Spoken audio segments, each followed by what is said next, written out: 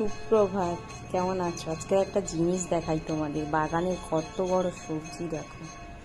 কড়াইটা কত বড়। এই একটা ঝিঙে হচ্ছে, সবে হওয়া শুরু হয়েছে, তবে কড়াইটা মাপ করছি কতখানি দেখো, আমার উরু থেকে পা পর্যন্ত। এক হাতে মাপলে দু হাত পুরো কড়াইটা, আর ঝিঙেটা 1 হাত। এগুলো হচ্ছে বাগানের সবজি।